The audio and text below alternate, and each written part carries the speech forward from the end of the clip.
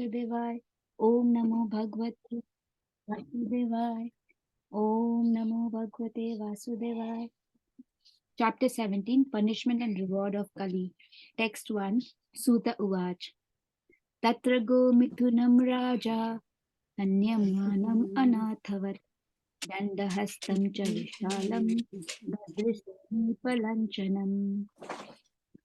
Suta Goswami said, after reaching the place, Maharaj Parikshit observed a low-caste Shudra, dressed like king, was beating a cow and a bull with a club, as if they had no owner.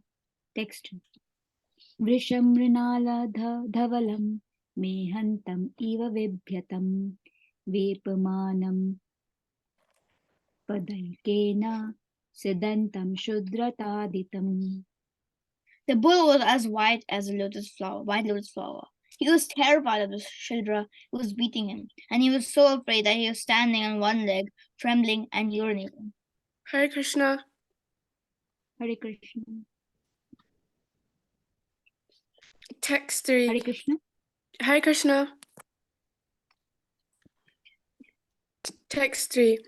Gam cha dharma to gam dhinam prisham sudra padahatam vivatsama shuvadanam kshamam yavashamichatim. Although the cow was beneficial, because one can draw religious principles from her, she was now rendered poor and coughless. Her legs were being beaten by a Shudra. There were tears in her eyes, and she was distressed and weak. She was hankering after some grass in the field. Text 4. Papracharatam arudha kartashvara parichadam mega gambhiraya vacha samaropita karmuka.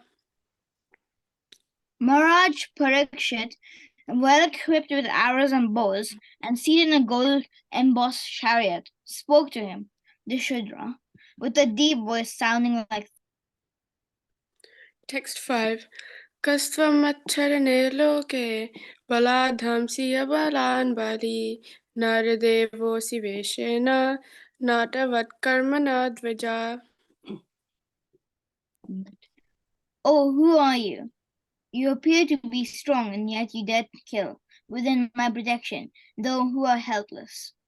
By your dress, you pose yourself to be a godly man, king, but by your deeds, you're opposing the principles of the twice-born Kshatriyas.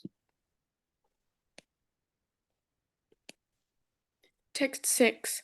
Yastvam Krishne gate duram saha gandiva dhanvana shochosi yashochan rahasi praharan vadamarhasi. You rogue, you dare beat an innocent cow because Lord Krishna and Arjuna, the carrier of the Gandiva bow, are out of sight. Since you're beating the innocent in a secluded place, you're considered a culprit, and therefore you deserve to be killed. Text 7. Tvam vamranala dhavala padanyuna padacharan visharupena kim kaschid devo na parikhedayan. Then he, Maharaj Parikshit, asked the bull, "Oh, who are you? Are you a bull as white as a lotus, or are you a demigod? You have lost 3 of your legs and are moving only on one. Are you some demigod causing us grief in form of..." Text 8. Na jatu kauravendranam dordanda parirambite bhutale nupatantasmin vinate praninam shucha. Now, for the first time in a kingdom, well protected by the arms of the kings and of the Kuru dynasty, I see you grieving with tears in your eyes. Up till now, no one on earth has ever shed tears because of royal negligence. Text 9. Ma sorabhe yatra shucho vyetu te rishalat bhayam ma rode rambir bhadram te khala na mai shastari. O son of Surabhi, you need a lemon no longer now. There is no need to fear this low-caste Shudra. And O mother cow, as long as I am living as a ruler and subduer of all envious men, there is no cause for you to cry. Everything will be good.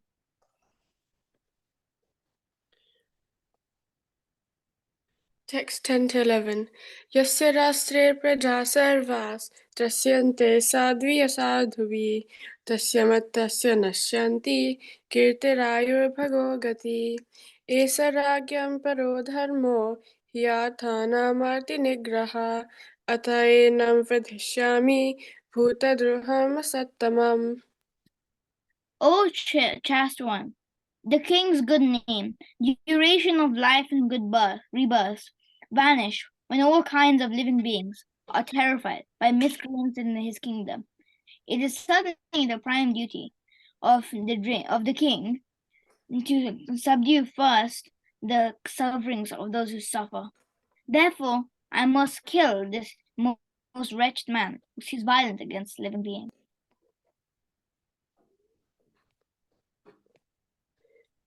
Text 12. Kurvishtava padam strin saurabheya katushpada ma bhuvam stvadrisha rastre rajyam krishna vavartanam. He, Maharaj Parikshit, repeatedly addressed and questioned the bull thus, O son Surbe, who is cut off your 3 legs? In the state of the kings who are obedient to the laws of the Supreme Personality of Godhead, Krishna, there is no one as unhappy as you. Text 13.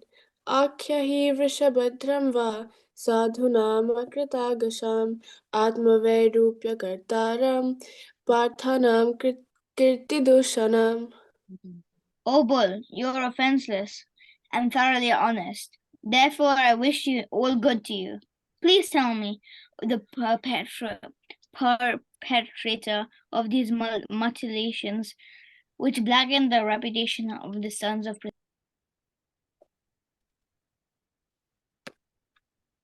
Text 14. Jananagasya agham yunjan sarvatosha chamatbhayam sadhunam bhadrameva syad asadhu damane krite. Whoever causes offenseless living beings to suffer must fear me, and everywhere and everywhere in the world. By curbing dishonest miscreants, one automatically benefits the offenses.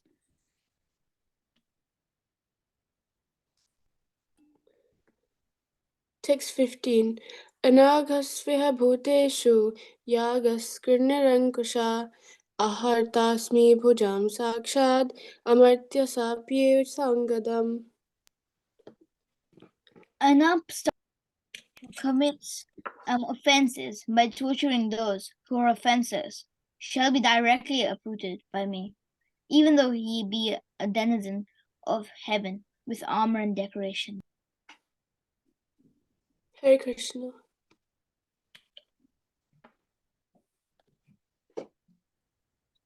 उनकी हो गया पुत्र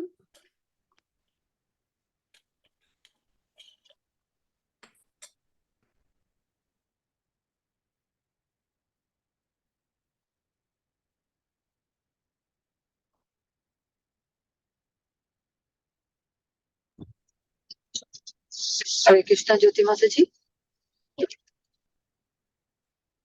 Hare Krishna. Yeah, Prabhuji is there. No, I can't see him yet. I'm just going to call him. Give me 1 minute, please. Yeah, I'm Okay, here. okay. I'm here. Oh, Hare Krishna, Prabhuji. Okay. Hare Krishna, Prabhu. Hare Krishna, Mataji. Sorry, my connection was, I could not establish. I had to restart my router. So, yeah. Shall we start the class? Yes, please, Prabhuji. You can share the screen as well. Sure. Okay. Give me 1 second.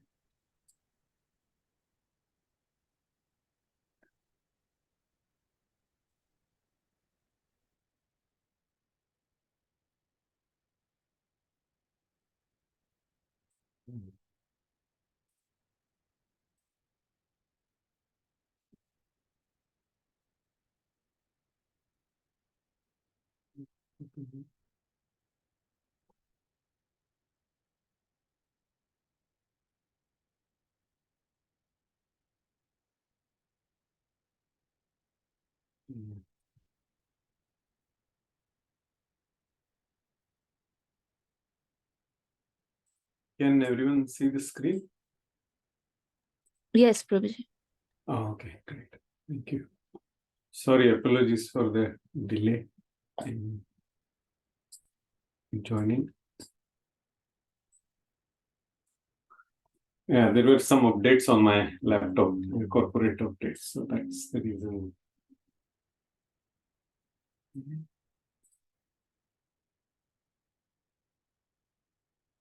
It's waiting.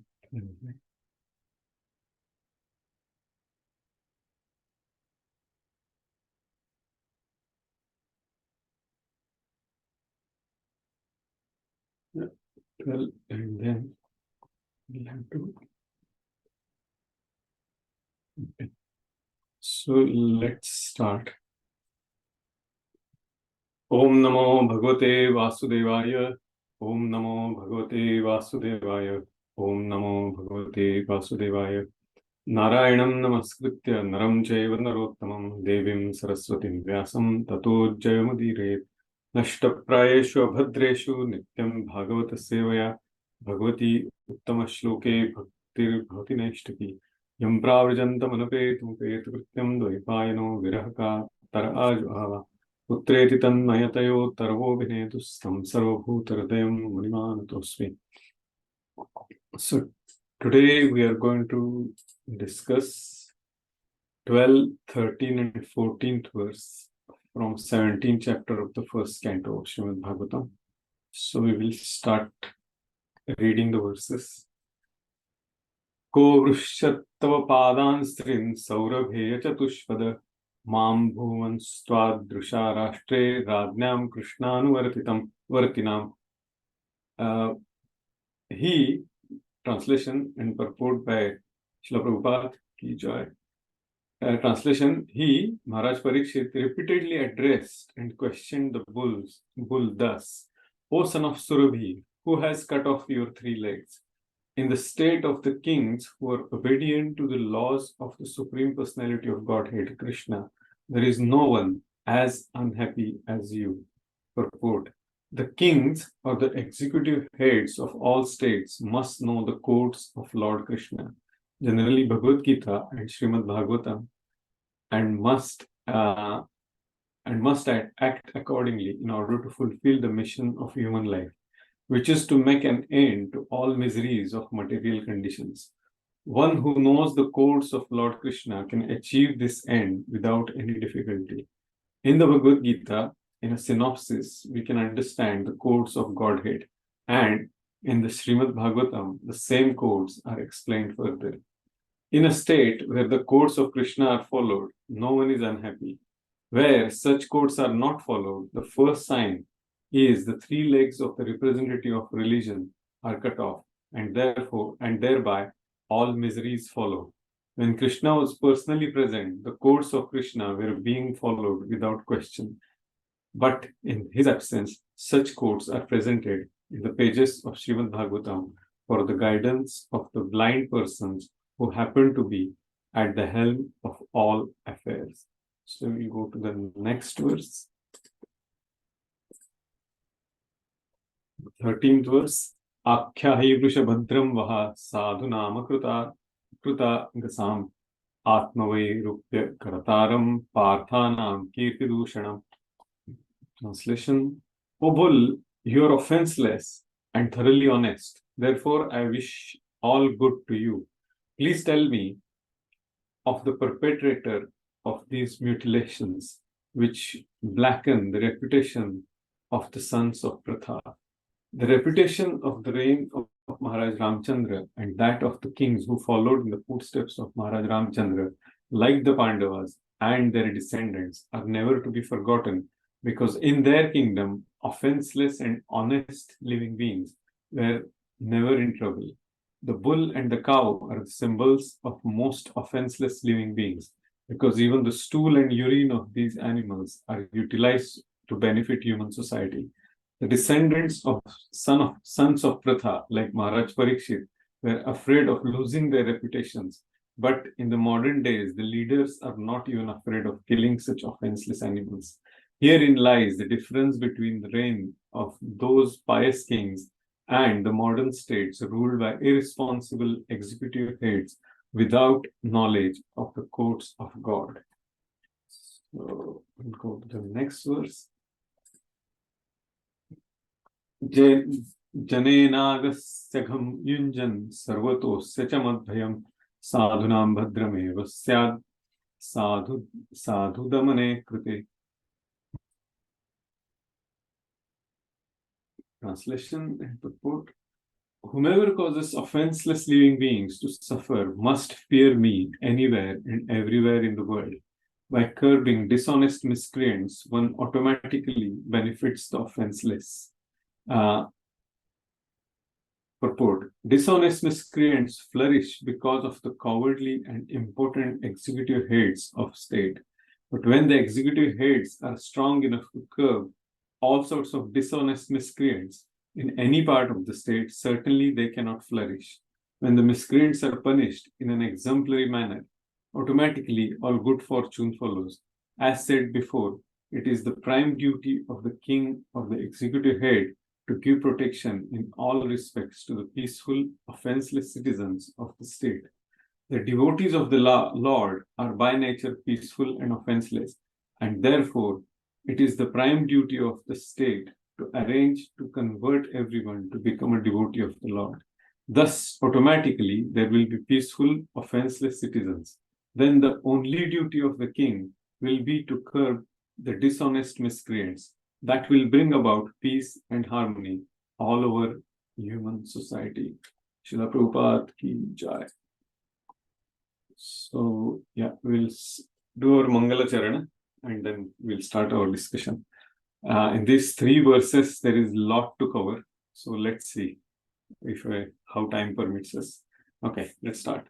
Om Ajnantimirandasya Jnananjana Shalakaya Chakshuronmilitam Yena Tasmai Shri Gurave Namaha Shri Chaitanya Manobhishtam Sthapitam Yena Bhutale Swayam Rupa Kadamayam Dadati Swapadantikam Vandeham Shri Guru Shri Yuta Padakamalam Shri Gurun Vaishnavamscha Shri Rupam Sagrajatam Sahagana Raghunathantam Tom Sajivam Sa-Advaitam Sa-Avadhutam Parijana Saitam Krishna Chaitanya Devam Shri Radha Krishna Padan Sahagana Lita Shri Vishakhantamscha He Krishna Karuna Sindhu Dinabandho Jagatpate Gopesh Gopika Kanta Radha Kanta Namostude Tapta Kanchana Gaurangi Radhe Vrindavaneshwari Rishabhanu Sute Devi Pranamami Hari Priye Namo Om Vishnupadaya Krishna Prishtaya Bhutale Srimate Bhaktivedanta Swamin Iti Namine Namaste Saraswati Deve Gauravani Pracharine Nirvishesha Shunyavadi Paschatya Deshatarine Vanchakalpatarubhyascha Kripa Sindhubhya Evacha Patitanam Pavanebhyo Vaishnavebhyo Namo Namaha Mukam Karoti Vachalam Pangum Langayate Kirim Yat Kripatamaham Vande Shri Guru Dinatarinam Shri Chaitanya Ishwaram Paramanandamamadhavam Jai Shri Krishna Chaitanya Prabhu Nityananda Shri Advaita Gadadhara Shrivas Adi Gaura Bhakta Hare Krishna Krishna Krishna Hare Hare Hare Rama Rama Rama Hare Hare Hare Krishna Krishna Krishna Hare Hare Hare Rama Rama Rama Hare Hare Hare Krishna Krishna Krishna Hare Hare Hare Rama Rama Hare Hare Ajanulambita Bhujaho Kanakavatato Vadhato Sankirtanaiktaro Kamalaitaksho Vishwambharo Dvijabharo Gadharmapalo Vande Jagat Priyakaro Karuna Antaro Yanta Pravishwamama Chamimam Prasuttam Sanjeevayat Kela Shakti Varaswadhamna Amnamscha Hasta Charana Shravana Tvagadi Anano Bhuvati Purushaya Tukyam Tvaya Yesvaro Darshan Vaskana Tasmai Namo Bhagavate Nihim Tukyam Yonadatonda Satrasamvehi. So thank you very much, everyone, for joining today's discussion. So Maharaj Parikshit is asking the Dharma personified, the bull here, whose 3 legs are broken and he's standing on 1 leg, and that is all done by the Kali. And then he is inquiring with the bull. And that's what these 3 verses we are going to talk about. So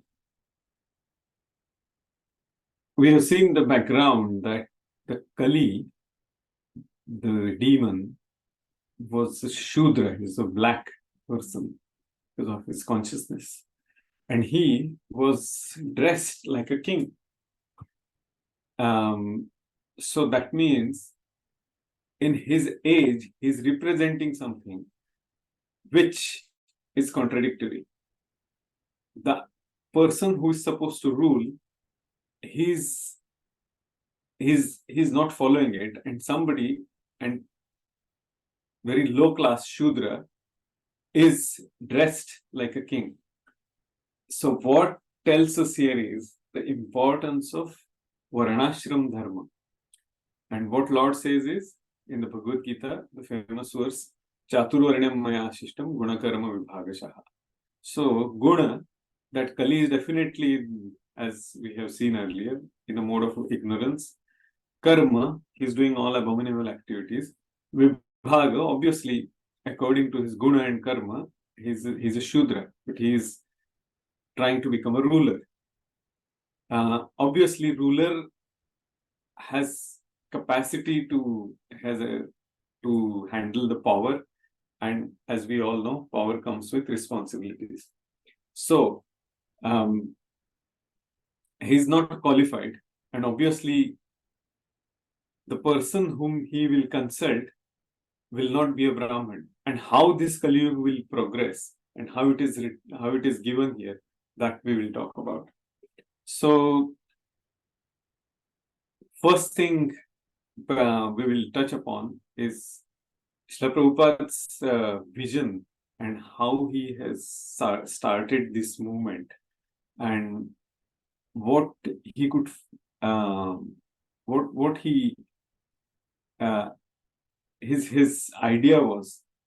So once Prabhupada was a bit unwell and he was taking rest, and then Prabhupada was not in a good mood, and he started, he choked, he started crying, and Bhakti Maharaj was there, and Bhakti Maharaj went and said, Prabhupada, what happened? And Prabhupada said, I couldn't do much, my health is not supporting me for my vision, for my mission. And Bhakti Maharaj said, Prabhupada, you have done something unprecedented. No one could have done this much. And Prabhupada said, no, what I have done is just 50%. And 50% work was establishment of the Varnashram Dharma. And that's what he was lamenting about. This is personally narrated by Bhakti Maharaj in one of his lectures. So, the Vedic way of ruling and how this society should be, that is part of the Varnashram Dharma. How it should be, that the Kshatriya will consult Brahmanas who live the very austere life, very simple life, but very, very powerful personalities, because they are the representatives of the Lord in terms of the knowledge, and execution should be according to the knowledge. So it should be according to the scriptures. And those Kshatriyas, they will collect the money, the taxes from the mercantile class, because they are the one who are earning money and more of a, what do you call it, cows and all the merchants' work, then agriculture and everything, all the taxes were collected from them. and Shudras were serving all three classes. And looking after Shudras was the responsibility of all of them, guiding them. So these are not that is not actually caste system. As Lord says, it is Chaturvarnam Maya system. And we'll come to that actually, caste system, how it is interchangeable. So role of everyone in society and how it should be. I think we have discussed few times earlier about the role of every single class in the society. So division in Varnashram Dharma is in the material world, and it happens according to the prominent modes of material nature of that for a specific Jivatma. Accordingly, that Jivatma fits into a certain division in the society. Currently, it is there, but it is in a very perverted form. Why? Because there are no proper samskaras. There is no proper culture of Varnashram. People are following certain things haphazardly, and the main purpose of what people are following is of a sense gratification and no devotional service. So it's when there is the core idea is sense gratification, there is a very, very likely possibility that person will get diverted, distracted from the rules, from the job, from the prescribed duty, and they will fall down and do something else. So if the process of Varnashram is followed diligently, the process of Kali Yuga will, the progress of Kali Yuga will stop and can even be reverted. That's what our acharyas say and our scriptures say. It is that important and powerful. So here we can see how amazing visionary Srila Prabhupada was, and what he wanted to do. So to understand and to study Varnashram Dharma is very essential for all of us. So ideally,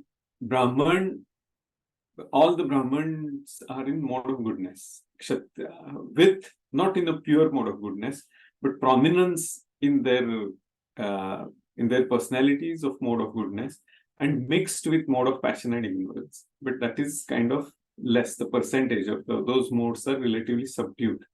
Kshatriyas are more towards mode of passion, yes, mixed with little bit of mode of goodness, and then they have mode of ignorance, because when they are ruling, there is a sense of enjoyment, there is a sense of control, and obviously when they are fighting, then there will be anger and anxiety and lamentation and everything. So that is the sign of mode of ignorance.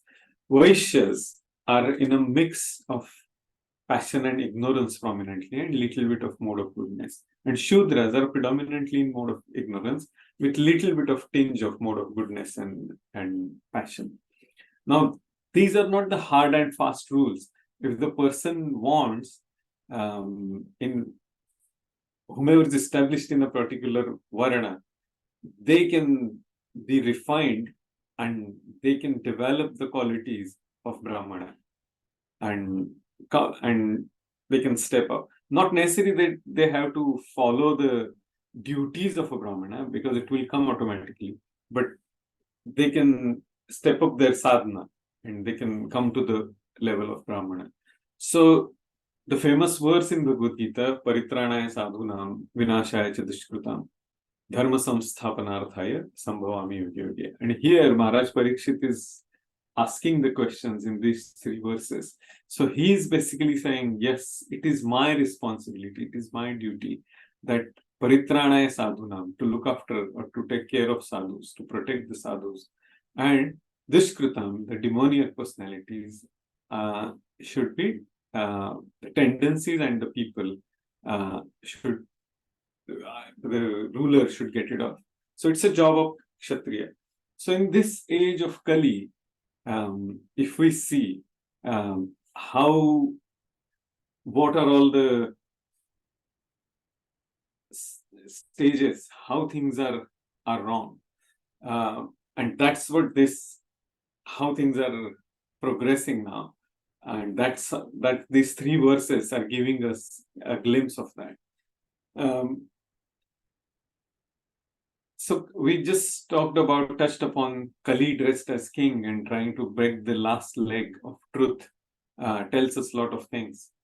Shudra, a person predominantly in mode of ignorance, is pretending to be a ruler. So it is the first thing which comes to our mind is it's nothing but a mockery of Varnashram Dharma, right? Varnashram system. The second part is, if that is the case, people with because it's a degradation of the higher classes, Brahman and Kshatriya. So people with demoniac tendencies, they started taking birth in Brahman family and Kshatriya family. And we don't need more explanation of this. We can see that how that has been happening for last few centuries. If we check the rulers and the priests, the miscreants basically, who are disguising as a priests and rulers. And this was a cause of misuse of power. So how it started in case of Maharaj Parikshit, the Shringi, son of Shamik Rishi, when he cursed, it was the influence of Kali. That is the misuse of power by Brahmanas.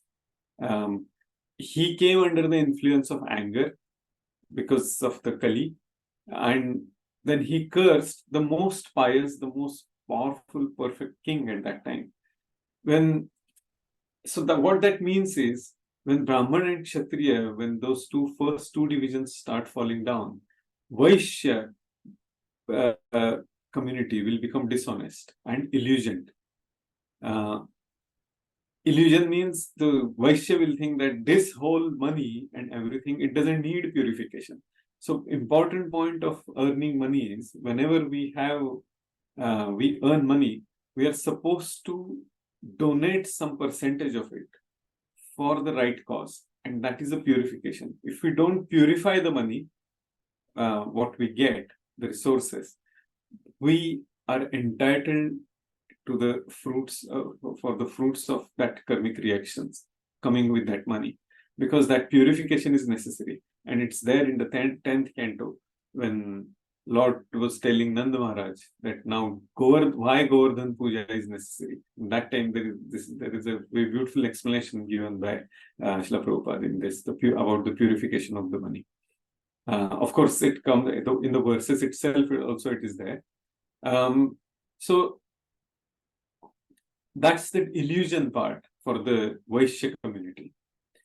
And when Vaishya and Shudra, when they become illusioned and they think that we are very powerful, they start defining the rules of this society. So we know who, if someone is writing a constitution of a country and who is not qualified enough, then what can happen? We can see that across the world in case of many countries. And the result is the society gets chaotic. So in the name of religion, what happens? What's the next step? In the name of religion, people start doing all sorts of abominable activities. So misinterpreting the Vedic knowledge and saying, yes, killing of innocent animals. And that's what Brahmanas started doing it as Kali Yuga started progressing. Unnecessary wars, and we know very well about that. Doesn't need any discussion or any elaboration about unnecessary wars. Women and children are not protected. So coming back to the first chapter of Bhagavad Gita, how the chaos happens. Women and children are not protected and they are exploited. And that's where your next generations are not proper. And that's serious chaos in the society. Again, it doesn't need more explanation. We know what's happening around us.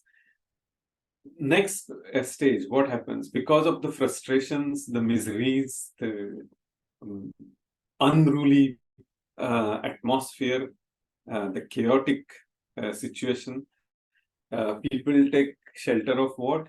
Intoxication, and they try to find pleasure in abominable activities like intoxication, illicit relationships, and gambling and all that. And that is proper agenda of Kali.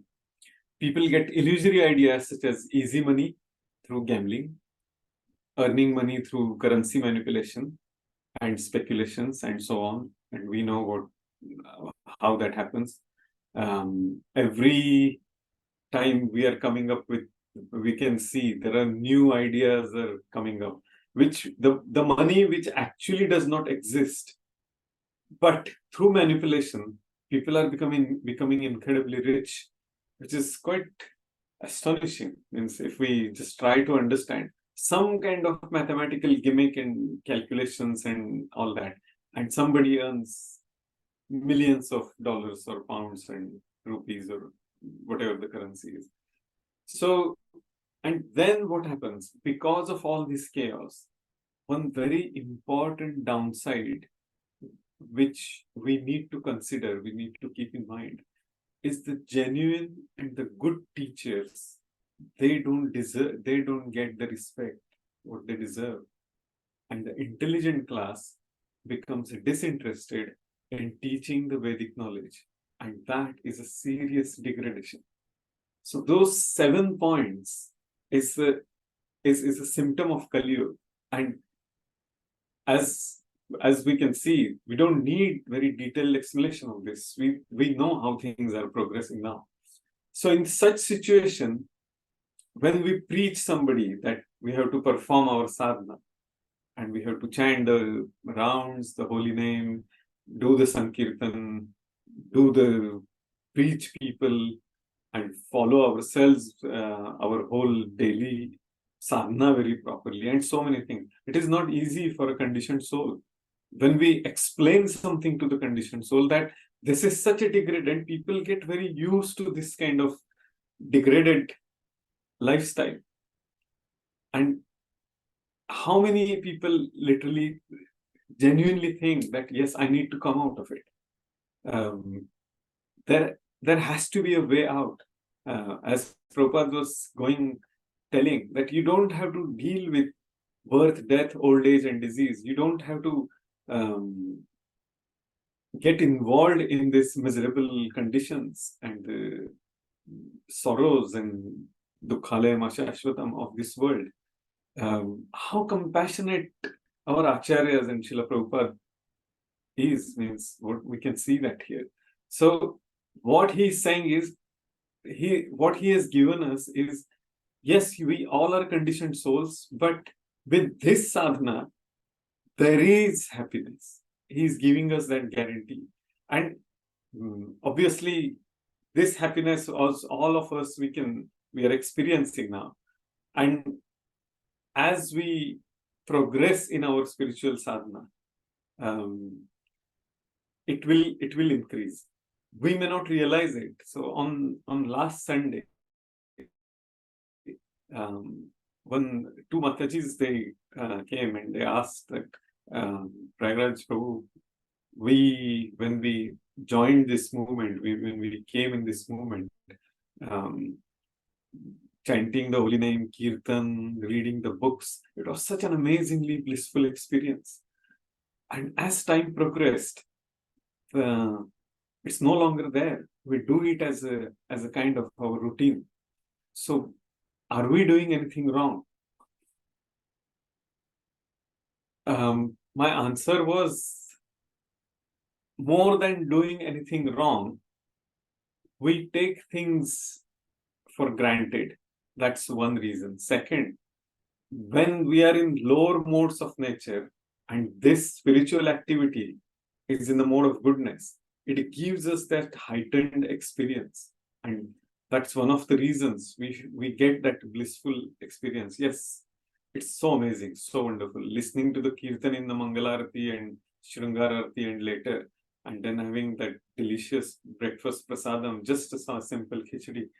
And it gives us some amazing satisfaction in the beginning. And later on, sometimes we feel, no, it's not there. The reason is, if we don't hanker to step up our sadhana, then it will remain there.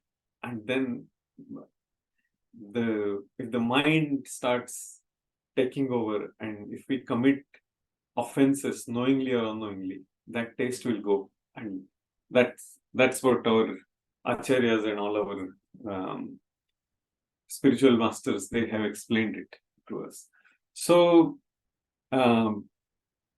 if we see this qualities of Satya Yuga, so let's go to, sorry,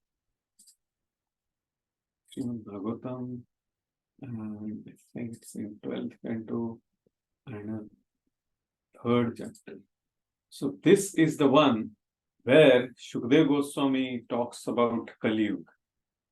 Here in Kali Yuga, the legs of religion only 1/4 of their power, and that will be lost with the progress of the age. So we are actually talking about the same thing.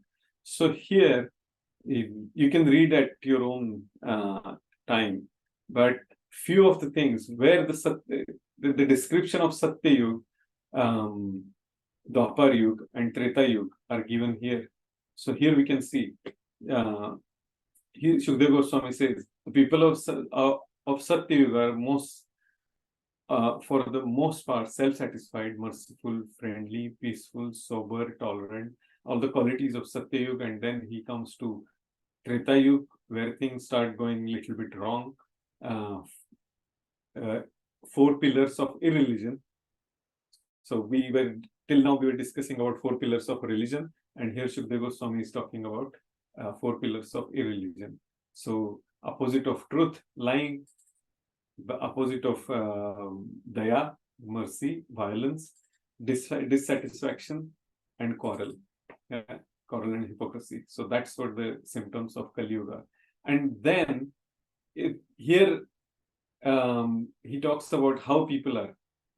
So if we check this verse, Tasmin lubdha durachara nirdayaha shushkaverinaha durbhaga bhuritascharcha shudradda sotaraha prajaha. So in the age of Kali, in the Kali age, people tend to be greedy, ill-behaved and merciless, and they fight one another without good reason. Unfortunate and obsessed with material desires, the people of Kali Yuga are almost all Shudras and barbarians. Kalau Shudra Sambhavaha. So that's what this verse is telling us. So here, if we go a bit further, then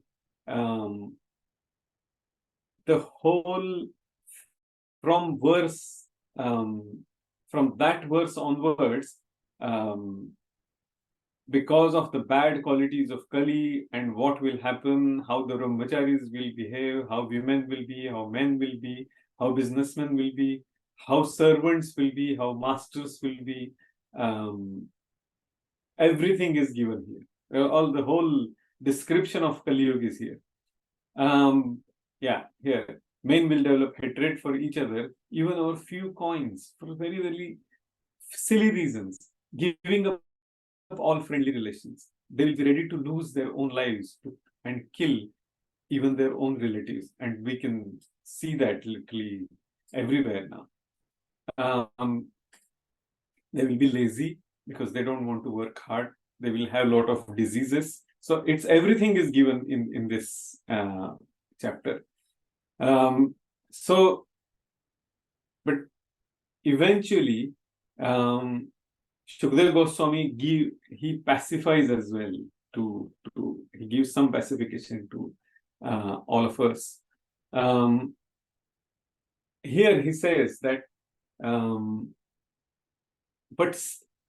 44th verse he says, but still people in the age of Kali will not worship the Supreme Lord. And then up to 51 or 52 even, the last verse of this, he actually gives the benefits of Kali Yuga. So here we can see, in the Kali Yuga, objects, places, and even individual personalities are all polluted. The Almighty personality of Godhead, however, can remove all such contaminations from the life of one who fixes the Lord within his mind. So Chaitya Puja, in our heart, if we always remember that, yes, the Supreme Lord is there in my heart, he's there with me. So that is called Chaitya Puja. And then he says further, if a person hears about, glorifies, meditates upon, worships, or simply offers great respect to the Supreme Lord, who is situated within the heart, the Lord will remove from his mind the contamination accumulated during many thousands of lifetimes. This is a great benediction to all of us, the people who are in this really wretched, really degraded age. Just as fire applied to gold removes any discoloration caused by traces of other metals, Lord Vishnu within the heart purifies the minds of all the yogis. And then here, this is the famous verse. So we'll go here. You all can read it at your leisure. So, Kalairdo Shanidhe Rajan Asya Yeko Mahan Gunaha Kirtanadeva Krishnasya Mukta Sangha Prajam Mukta Sangha Param Prajet. Very, very important, very famous verse. So, my dear king, although Kali Yuga is an ocean of faults, there is still one good quality about this age. Simply by chanting the Hare Krishna Mahamantra, Krishna Sangha, here, Kirtanadeva Krishnasya. So, for us, this is Mahamantra because it is given in Kalisantarana Upanishad. So, one can become free from material bondage and be promoted to the transcendental kingdom. Such a great benediction. And the next verse is also wonderful, very encouraging. Krite yadhya yato vishnum tretayam yajato makhaihi dvapare paricharyayam kalau tadhari kirtana. So, whatever result was obtained in Satya Yuga by meditating on Vishnu, in Treta Yuga by performing sacrifices, and in Dwapar Yuga by serving the Lord's lotus feet, can be obtained in Kali Yuga simply by chanting the Hare Krishna mantra. And here, from Vishnu Puran, from Brahma-vaivarta Puran, and yeah, that's from Brahma-vaivarta Puran, and then Srila Prabhupada gives about Skanda Puran, all the important verses he talks about, and that's how the chapter ends here. So we will, if we find time, we'll see. Most likely we won't. So we'll come back to this, to our discussion now. So in the 13th chapter, he talks about the importance of how we should be cautious and careful enough that any harmless creatures, we should not be troubling them. We should not be causing pain to anybody. That's very important.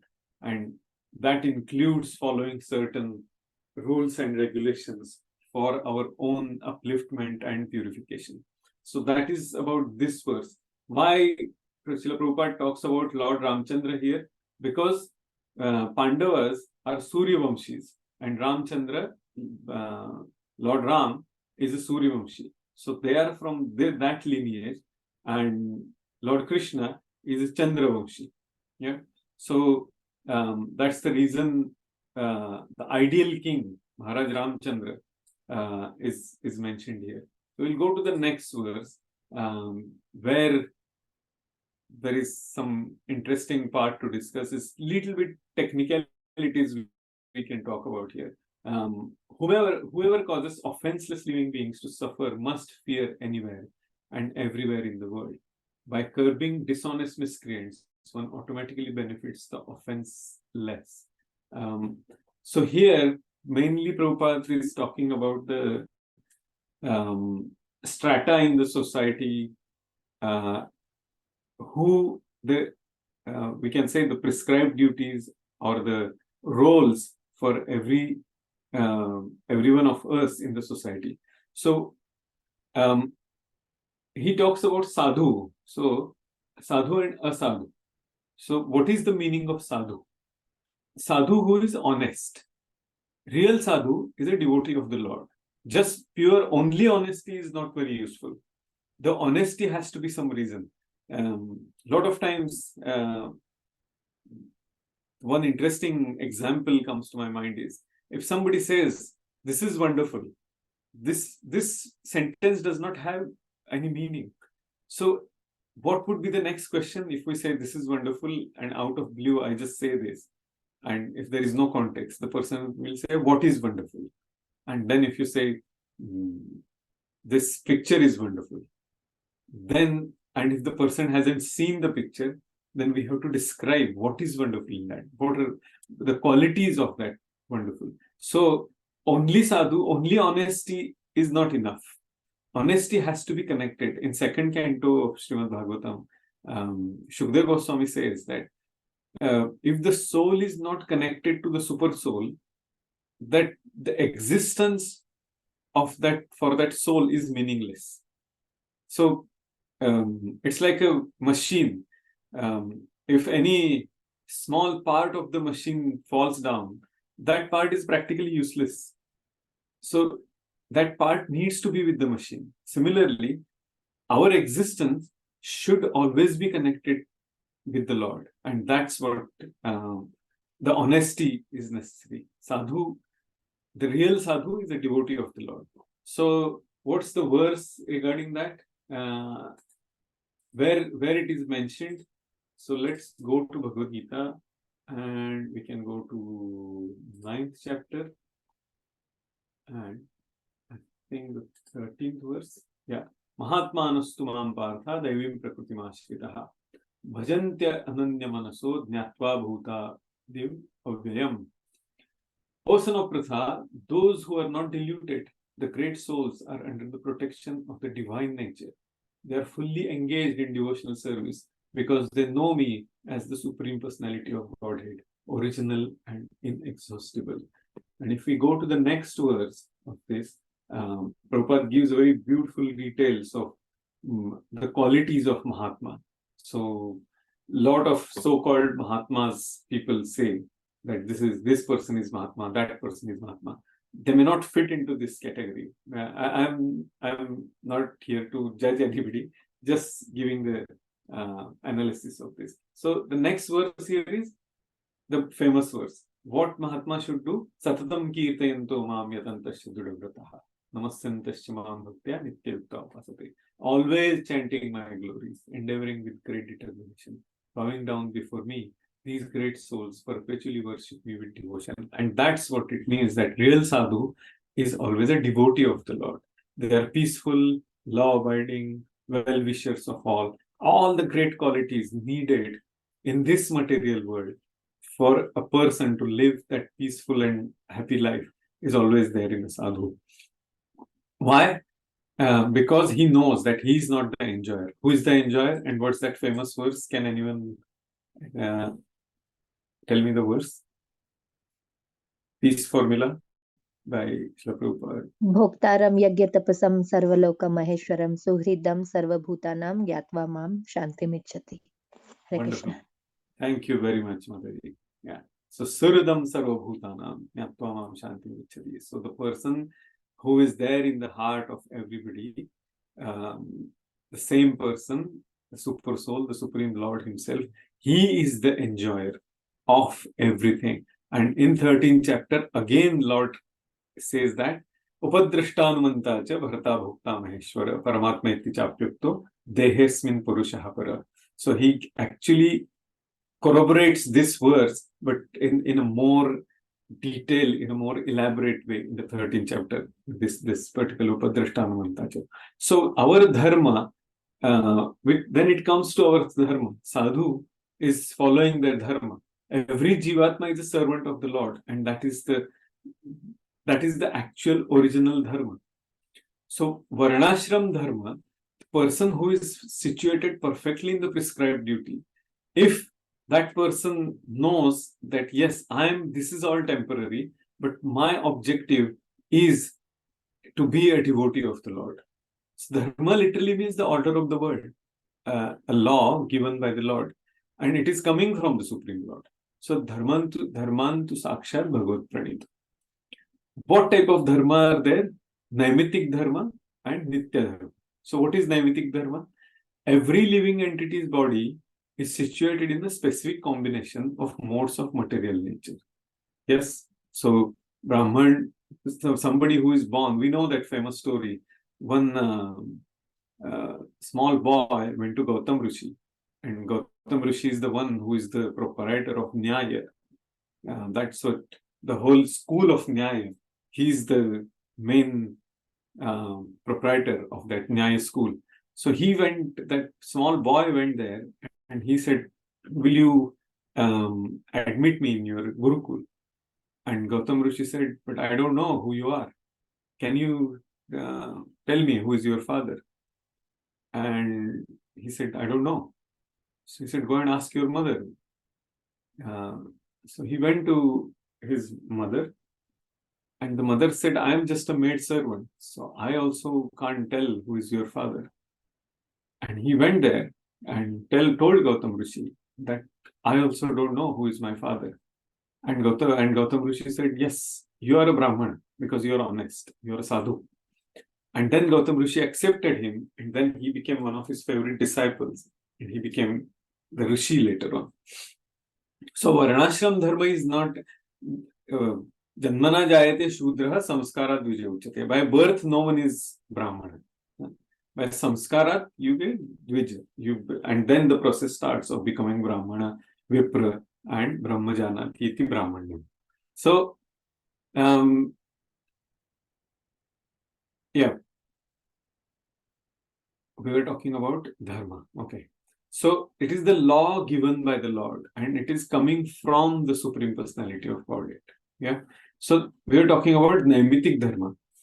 In case of humans, we have a free will to use this body or abuse this body. We know how people abuse their body. When it is nurtured with appropriate samskaras, so naturally the person will have a right type of food, right type of how to breathe properly, how to live the life properly, what type of austerities person should follow, and that person is situated to perform his or her prescribed duties properly.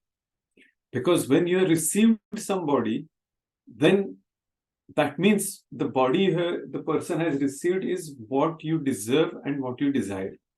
Then there is no point in complaining that, no, I don't like this body. I want to be somebody else. So recently someone said that a person has changed his appearance like a cat because he thinks that cat is happy. That doesn't make sense because you have received this body because that's what your desire was. Next birth, definitely that person will get a cat's body. So, when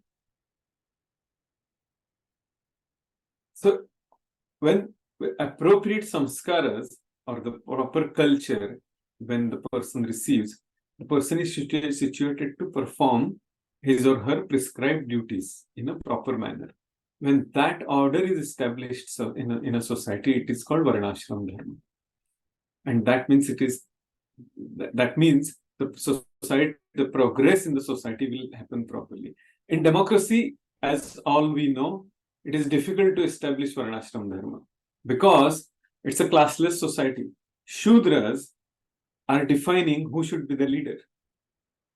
There will be pralobhan, there will be some kind of bribery, and those people will be given. Bribery may not be materially something given, but at subtle level, sometimes in a different form, they will be given some kind of amisha, some kind of illusory ideas. Some will sell them, and that's how they will choose their leader. Obviously, that person if he is not cultured enough to understand what the prescribed duty of the ruler is, if he is not a proper kshatriya, then the democracy is not going to perform very well.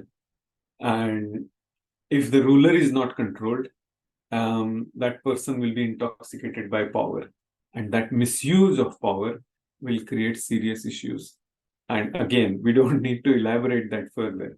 That's what it is happening now in the society, in the world, with many countries. Hence, the rules should be controlled by who? By the Brahmanas, because they know the scriptures.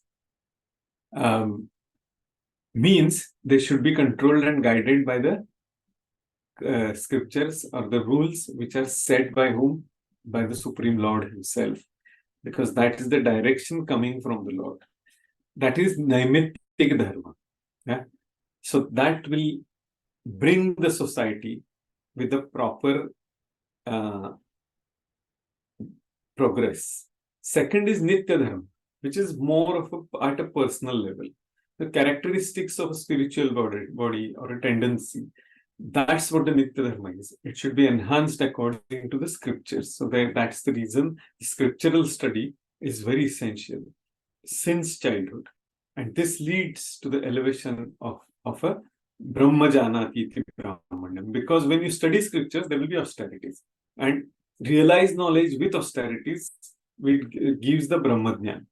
So that doesn't mean that we have to force our children to learn the scriptures. The time will come, if they don't learn it voluntarily, it will happen that they will be forced to learn. And we can see many young people, they went in some other direction and now they have come back and they have started studying scriptures. So the person who does not follow Nitya Dharma, that means the person does not is not eligible for mercy. Because when somebody follows Nitya Dharma, that person gets a lot of blessings and they listen to the seniors, to the elevated personalities, to rishis, to brahmanas. Example is Jaimini Rishi and Maitreya Rishi. They advised Duryodhana to not to get into war with Pandavas because they have a rightful claim. So you resolve this conflict amicably and give their kingdom back.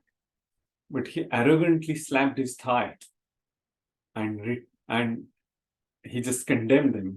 He did a mockery of them. And in return, he received a curse that, yes, you will be destroyed, and the thigh, you are very proud of tapping your thigh, that will be broken. And we know the rest of the story from the Mahabharata. Similarly, in another story, the Brahmanas advised King Vena, and he also mocked the Brahmanas. And finally, how King Vena was killed, it's in a fourth canto. Maharaj Prithu's the pastimes. Before that, King Vena's details are there. So he was killed by the fire of the anger of Brahmanas. Because as we have discussed in earlier sessions, if the Brahman gets angry and because of the austerities, because of their simplicity, because of the way they live, and because of their scriptural knowledge and the purity, automatically a lot of Brahmins receive amazing type of siddhis. A lot of Brahmins may not even realize that they have the siddhis. And that can happen. Even today, that is possible. So whomever lives that kind of life, and if that person gets angry, and because he's a devotee of the Lord, and he may not get angry for his own egoistic reasons, that person will get angry or get annoyed because somebody is not following the rule properly. So there will be a very, very valid reason, the scriptural reason, the religious reason that person will have to get angry. And because of that anger, if that person curses somebody, that will become true. And that was the reason King Vena was killed, was burnt in a fire of anger from those Brahmanas, from those rishis. And in a similar manner, in the same fourth canto, I think in later, when Maharaj Nabhi, father of Maharaj Rishabdev, when he invited all the great personalities from Maharlok, Janalok, Tapolok, Brahmalok, and when they came, their minds were so synchronized. Whatever prayers they chanted, everyone, without telling that I'm going to chant this prayer, because their minds were so synchronized, they were chanting the same prayers at the same time. And thousands and thousands of personalities, beautifully they were chanting those Vedic hymns. The description itself is amazing in Srimad Bhagavatam. few days in February, I went to Tirupati, and that around 11 o'clock in the afternoon, in the morning, late morning, I heard the different Vedic hymns, all the priests were chanting, and it was so soothing. Means it was proper sun, but it was so wonderful to hear that. Means there was no musical instrument, nothing, but they were just chanting the Vedic hymns, and because of that purity, it was so soothing just while walking on that in the temple premises. It's amazing. So sorry, I got a little bit distracted. So coming to the point that being in mode of goodness is very essential for everyone. So living with simple, honest and devotional lifestyle, performing our sadhana will keep us in mode of goodness, and then this life will become conducive for receiving the mercy of the devotees and eventually the Supreme Lord. That brings a person or any living entity towards the pure mode of goodness, and that pure mode of goodness is Param Dham, that is the spiritual world. So who confirms that? Lord Brahma in 10th canto. What's the famous verse? Tattenukampasu samikshamano bhunjana evatmakatam vipakam hridvak vapurvir vidadhan namaste jivetayo muktipade sadaheva. So he's saying that the anukampa, the compassion, the mercy of the Lord will be such that if somebody just accepts all the so-called material happiness and distress as it is, and thinks that yes, it is for my purification, this, and performs the devotional service, which itself is a supremely purifying, that person has a rightful claim to enter in the kingdom of God. So once Srila Prabhupada was asked, we have a few minutes left, so I'll just conclude in a few minutes. So he said that whomever, everyone who was chanting, all of you are liberated, all of you are going back to Godhead. And some of the devotees, they were quite surprised, and they said, Prabhupada, he's just joined, he's a new person. So, and we all are not that pure enough. We have our own contaminations and we have our own problems.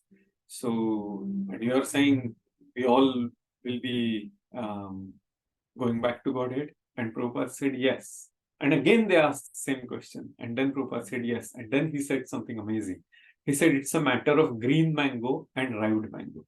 So probably we might be green mangoes as of now, but that ripening stage is happening. It is happening. And the time will come that this green mango will get ripened.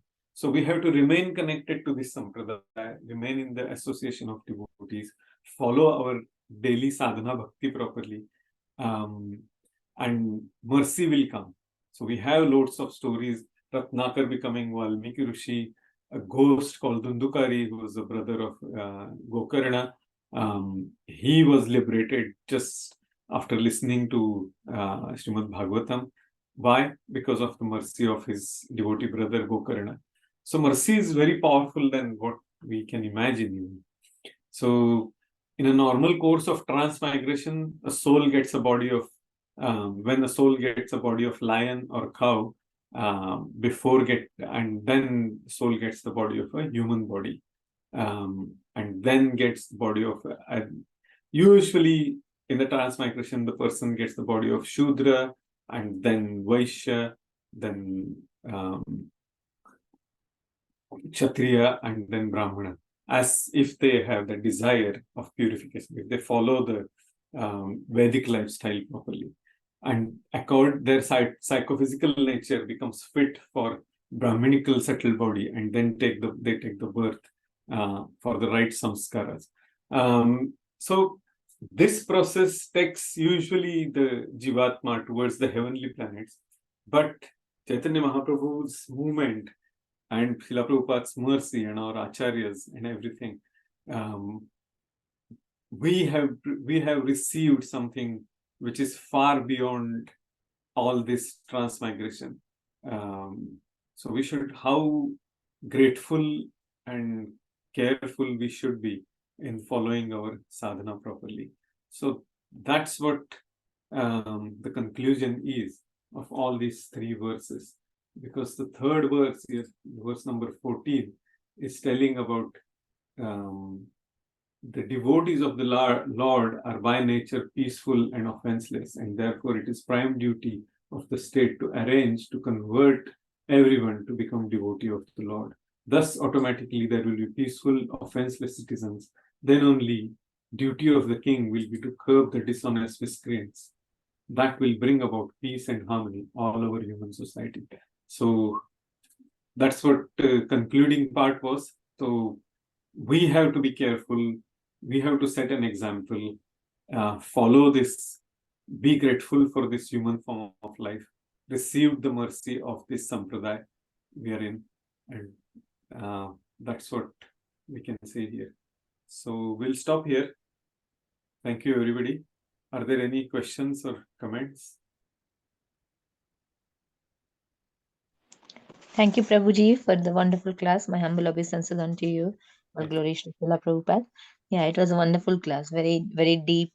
You have so much knowledge. You have, bringing in all assimilation of so many different verses from different, chapters. My one question will be, I know it's a bit silly, as well as I think many people ask the same question, like that verse of Upadrishta Anumanta, and overseer and the permitter.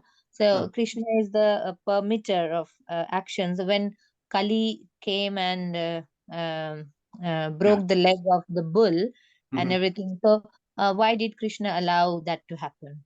Or anything bad happens, why does Krishna as a permitter and overseer allows that to happen? So Srila Vishwanath Chakravarti Thakur says that this was the breaking the leg of a bull, and Parikshit Maharaj taking his sword out. That was not visible to everybody. That was visible to to specific set of people. Why this was happening is the social order started dismantling. It was going down, and that is the entrance of Kali. When the social order starts dismantling, then the dharma, dharmic principles starts getting degraded. And this is a symbolic representation we can think of. It was happening, but not for the sight of a common man. So what we can graph from here, from this, is Lord was doing this because that is a desire of the jivatmas in a Kali Yuga, that yes, we don't want to follow dharma. So if you don't want to follow the dharma, and if you want to live that prayanalpa isha sarve kalavasmin yuge jana mandah sumanda matayo mandabhagya padrita. So obviously, when there is a serious karmic reaction, then there will be a degradation in society. And Lord says in Bhagavad Gita that I am not directly interfering with the law of karma. I'm just giving that yes or no, anumati, permission, that yes, this can progress, because that is the desire of the jivatmas in this Kali Yuga, and that's where we are in. So Okay. it's not Lord who is saying, okay, let this happen, because that's the arrangement what we are bringing in this age. I just mentioned briefly about the Shringi, right? The son of Shamik Rishi. And he misused his Brahminical power.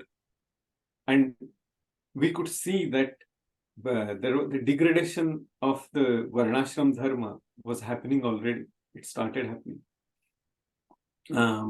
Because that is a later consequence.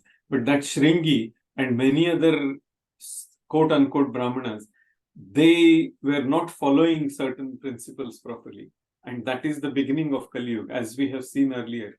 When Yudhishthir Maharaj saw that, yes, Lord has left and Kali Yuga has started. So the symptoms were already there, and that was the reason the 3 legs of bull were broken. So does that answer your question, or? Yes, Prabhuji. As a, Uh, also, Kali Yuga, obviously Kali Yuga started when Krishna left, but when Duryodhana and all the Kauravas were, torturing the Pandavas, even they were like miscreants. Yes. In a way, it was like they are like, if you see all the characteristic of the 100 brothers of Kauravas, they were all like miscreants. So it's very much like Yes. Kali Yuga. They were not proper at all. Yes. And that's very perplexing, right? Means, Yeah. yeah. So Krishna was there. Obviously, it's done for us as a drama or something, so that we can understand the good and bad.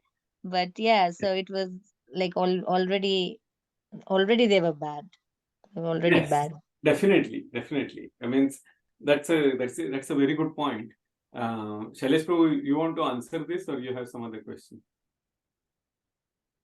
No, Prabhu, you're perfectly far more better equipped to answer it. But in terms of ignorance and miscreants, they're present throughout all ages. Even in Satyug, there are still demons. It's just the proportions of the goodness compared to badness is much higher in terms of mode of goodness in Satyug. So you want to finish that one off before I ask you? I'll just answer this Mataji's query, and then we'll discuss about your question or your addition. So Mataji, the scriptures say, as well as Kunti Devi and Bhishma Dev and all the prayers, what it said here is, the Pandavas are pure. They don't need to go through all these ordeals. But as Kunti Devi says that Vipada Shantuda Shashvat Tatra Tatra Jagat Guru Bhavato Darshanam Yasyat Punar Bhava Darshanam. So for devotees, it doesn't matter actually, those miseries and happiness. For them, association with the Lord, whatever the situation is, that is the topmost priority. So as we have seen, that when Yudhishthir Maharaj and all the Pandavas came to know that Lord has left this planet, they lost interest. So that time, if we see this with the same material logic, actually they were in a perfectly peaceful condition, because all the yajnas were successfully done. They were rulers of this world. Everything was peaceful, full control, but it was not their interest, because Lord left and they thought there is no point in being here. So the devotee needs that association, that they need to be part of that constant remembrance of the Lord. And those miseries of what Duryodhan was doing, everything was doing, all the miscreants there, for devotee, it's an arrangement of the Lord. And that is the main primary lesson we all need to learn from this. This because it's as His Holiness Bhaktivedanta Goswami Maharaj says, that this is a life science, and that's what we need to learn from. Does it answer your query, Mataji? Yes, Prabhuji. Thank you very much. Thank you. Yes, Shailesh Prabhu. Let's. Hare Krishna. As always, wonderful depth of class. Thank you, Prabhu. I have a somewhat technical question that's I've been sort of toying with in my mind without finding the right answers. Maybe you can help me with your depth of understanding and knowledge. So when we come to the end of the Yuga life cycle, there are, at the end of Kali Yuga, clearly there are a higher degree of miscreants and mode of ignorance is prevalent to the extent it's 99% or beyond. And Kalki comes to vanquish all. And then there's a reset button pressed and Satyug starts. So the question is, the Atmas which have been annihilated at the end of Kali Yuga Yeah. were in a severely mode of ignorant Yeah. sort of stage of their life cycle. Do their karma get reset, or do they get transported to another Brahmanda where they continue in the mode of, sort of ignorance? Because they can't then automatically come back into, sort of mode of goodness in Satyug. Yeah. If they're So this question is asked in Bhagavatam at several points, and I think in third canto, Lord Kapiladev gives the insight of this, and even our purports from our acharyas also give that. So what happens is, when the subtle body of those jivatmas, which is in mode of ignorance, mind, intelligence, and false ego, so that body does not get destroyed. If the purification happens, and because of the Lord's mercy that somebody surrenders to him, yes, that subtle body will get destroyed or will get purified for the next transition. But if it doesn't, because Lord does not interfere with the free will, it goes in a dormant state. Yeah. In the material world itself, it goes in a dormant state. And because it's a partial annihilation at the end of Kali Yuga, and when the next Kali Yuga comes, and that time, according to time, place, and circumstances, that Jivatma will receive the body, the next body. So, I understood the dormancy to be at the end of Pralaya, at the end of Brahma's day, where everything goes into a state of dormancy. That there are different types of Pralaya. There are different types of annihilations. So, end of every Kali Yuga as well, there is a partial annihilation. Yeah, but do they go into dormant state? Because there's Yes. there's an immediate resurrection of Satyug. There's no dormancy, because Yeah, it's not the night of Brahma. No? It's not the night of Brahma, but the suitable personalities for that Satyug, they will receive the body for the next Satyug. And these miscreants who are in a mode of ignorance in Kali Yuga, they will go in a dormant state, and with the suitable time, place, and circumstances, they will receive the next body. So even those that are in mode of goodness are in dormancy state, waiting for the right time to come. Yes. Ninth canto, I think I have read that in ninth canto as well, which talks about this. Jad Bharat also explains that to King Rahuguna, and then in ninth canto again it is explained. I need to do some reference work. Yeah, if you could, because when I read that initially, I was more perhaps I misunderstood that to mean the Pralaya at the end of Brahma's day in terms of dormancy, and because obviously there is a very vast time that elapses between Brahma's day and night, and I thought that was the dormancy was being talked about. Yeah, so different types of annihilations happen at different stages. At the end of Kali Yuga, there will be annihilation. There will be partial annihilation, specifically targeted as Bhu Loka, means Prithvi Loka. Other planets may not get that level of annihilations, but then the Satyug will start. So this corollary question I was asking is that the Jivatma stays within the same Brahman. Yeah. Because I thought maybe what happens is that they get transferred to another Kali Yuga in another Brahman. Okay. To continue, I thought that's where I was trying to get to, as to whether they're transferred to continue in a different Brahman in the same state of their consciousness that they left. As what I heard from all our scholars is they don't, because the Jivatmas who are in this universe, they are in a specific mood of servitude to the Lord in their pure form. But because of this degradation, they are in this cycle. so that purification is always happening. And once Prabhupada Swami was giving a class, and he said that our Brahma is a maid servant, but other Brahmas are, when in the Brahma Vimohan Leela, when many other Brahmas came, and that time Lord was shaking hands with some of the Brahmas. So they are in a Sakhya ras. Some other Brahmas are in different ras. They're in a different mood of service. So accordingly, the Leelas will take place in those universes. And that's why in the beginning of first canto we read that there are innumerable incarnations or the expansions of the Lord for his pastimes. So yeah, it will change.